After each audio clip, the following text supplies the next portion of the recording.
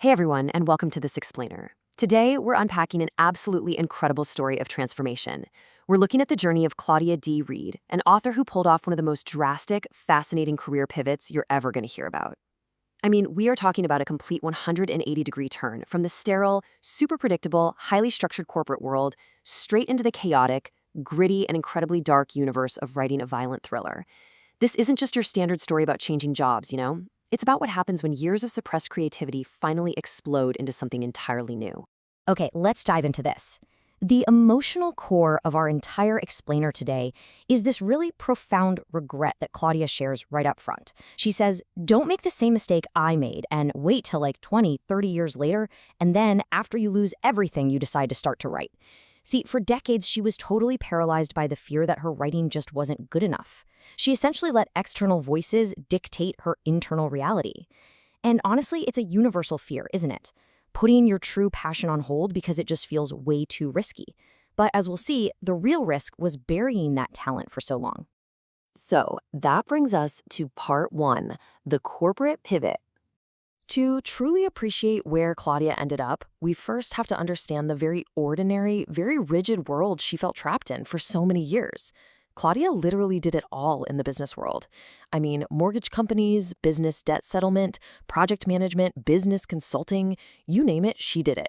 On paper, this looks like a highly successful, versatile professional resume, right? She was out there solving problems, managing massive projects, navigating complex financial sectors. But beneath that shiny veneer of corporate success, she was deeply unfulfilled. She was pouring all of her intellectual energy into building other people's dreams, while staying absolutely terrified of exploring her own writing. She opted for what everyone considered the safe route. And this brilliantly illustrates the trap she was in, something I like to call the naysayer paradox. On one hand, Claudia was constantly fed this narrative by people in her life, the classic trope that writers starve, that they're broke, and most damagingly, that her writing was just never going to be good enough. But then, these exact same people, the ones telling her she didn't have what it takes, would continuously ask her to write for them whenever they needed something well-crafted. It's completely contradictory, manipulative behavior. They held back her dreams by devaluing her talent, yet they happily exploited that very same talent for their own gain. 30. That is the shocking number of years Claudia spent listening to those naysayers. 30 years. That's 3 entire decades of conforming, of doing it their way, of pushing down her natural instincts before she finally decided to write. I really want you to just let that number sink in for a second. Imagine having a story inside you, a talent you genuinely love, and keeping it locked in a box for 30 years just because you were convinced it wasn't valuable. All right, moving on to part 2, anger as creative fuel. So what finally broke the cycle? What forces a person out of a 30-year comfort zone? Well, it wasn't a gentle awakening. Actually, scratch that. It was a dramatic, inciting incident. Claudia's exit from the corporate world wasn't voluntary at all. It was a systematic blackballing.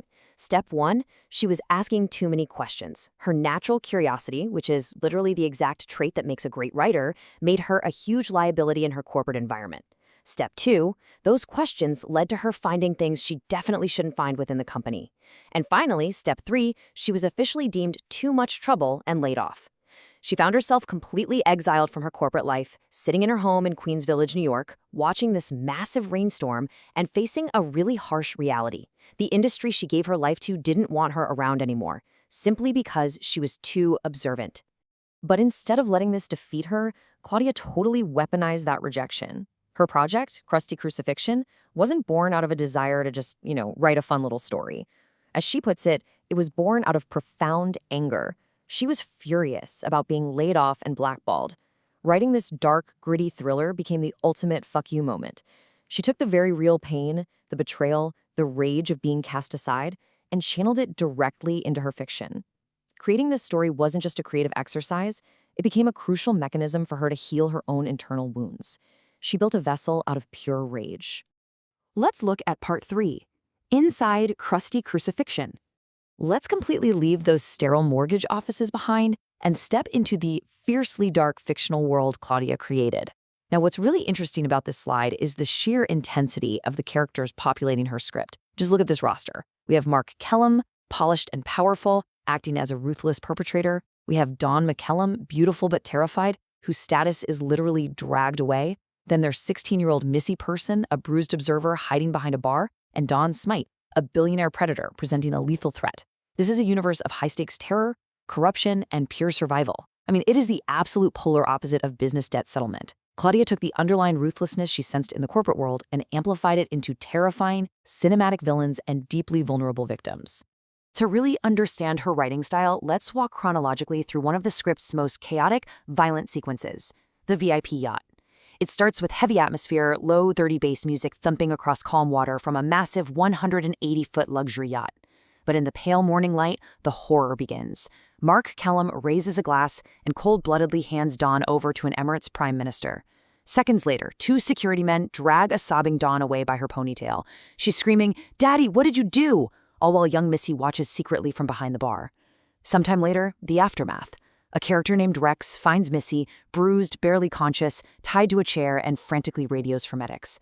The pacing, the visual details, the visceral violence, it just brilliantly highlights how Claudia completely unchained her imagination. Which leads us to part 4, page-to-screen translation. Now, creating the world is one thing, but getting it out into the real world is another entirely. This brings us to the logistical hurdles of sharing Krusty Krucifixion with the public. Claudia's journey was anything but smooth. It started with writing the original book, but then she hit a massive wall. The book was essentially suppressed. As she says, it was taken off because certain powers that be just didn't want anyone to read it. Now, a lot of people would quit right here. But remember Claudia's corporate background? She knows exactly how to pivot and problem solve. So she resourcefully bypassed this obstacle by adapting her manuscript into a punchy 14-page script sample, specifically tailored to send out to industry managers. She completely refused to let her voice be silenced again. And this adaptation process led Claudia to a major creative dilemma, one that a ton of screenwriters face. Structurally, what is the best format for this deeply dark narrative?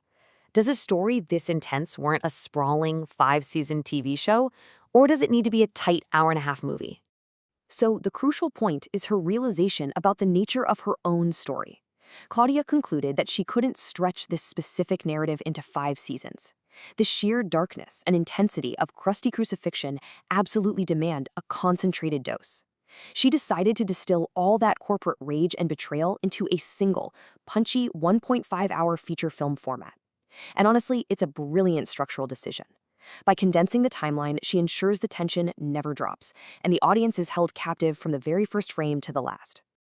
As we wrap up this explainer, I want to bring it back to a powerful piece of advice Claudia offers to anyone watching right now. If you love to write and you know in something that you love, you're immediately good at it already. For all the aspiring writers, creators, or really anyone contemplating a major life pivot, this is for you. The passion you hold for your craft is the foundation of your talent. The naysayers might try to convince you otherwise, just like they did to Claudia for 30 long years. But the love for the work itself means you already possess the necessary spark. Which leaves us with one final vital question. What passion are you putting off? Claudia's story proves that the safety of the corporate world is often a total illusion, and that waiting for permission from others is just a losing game. Please, don't wait until you lose everything or get forced out of your comfort zone to start pursuing your true calling. Start today.